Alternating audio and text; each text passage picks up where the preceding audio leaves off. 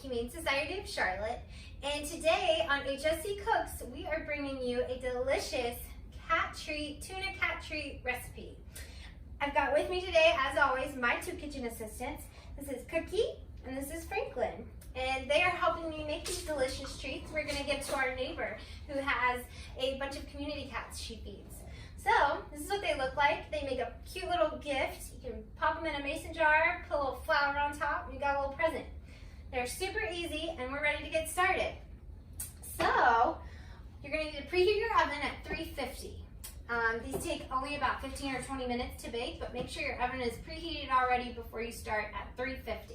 So I've done that, and it's just 4 simple ingredients. We've got tuna, cornmeal, flour, and egg, and that's it.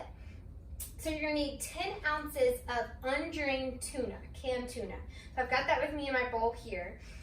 Don't drain it, that's important. You need that extra liquid. 1 cup of cornmeal, 1 cup flour, and then 1 egg. That's it, super easy. So I'm going to mix these up. I've got my cookie sheet ready to go. You're going to need to make sure you have either parchment paper or a silicone baking mat, works well too, on your cookie sheet. So, you guys ready to start mixing? I'm ready. So I've got my tuna in the bowl here, and first you're going to want to blend the tuna up and get it mixed. Kind of, when it comes out of the can, it's a little chunky. We want it to be real, like pureed like.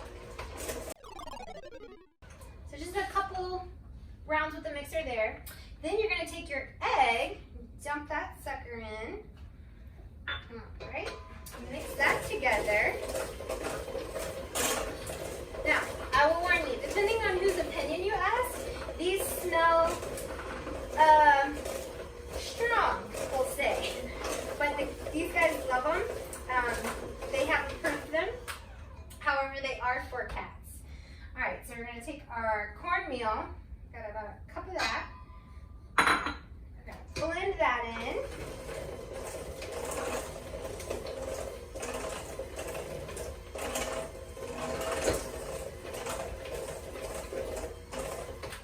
All right, next we've got our flour. I'm going to do the flour a little bit at a time. Helps it get more fully mixed in if you do a little bit at a time.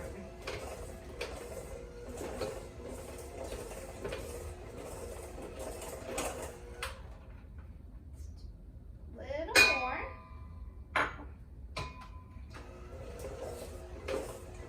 You guys are doing such a great job helping. Thank you so much. I couldn't do this without you. Last of our flour.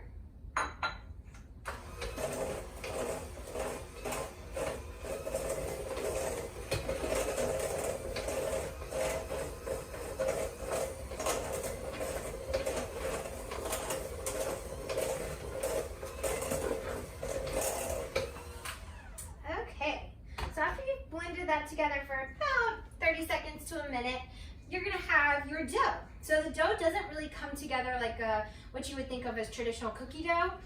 It's a little bit like looser, a little bit more crumbly. I know, isn't it?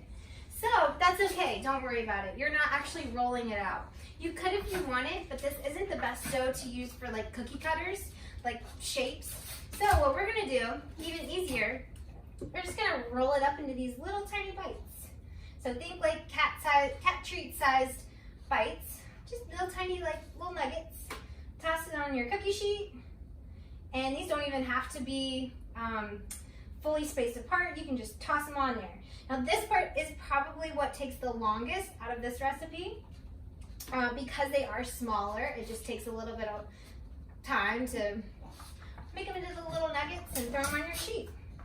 So while you're waiting, you could throw on an episode of Story Time while you watch me do this. And I'm going to finish rolling these out.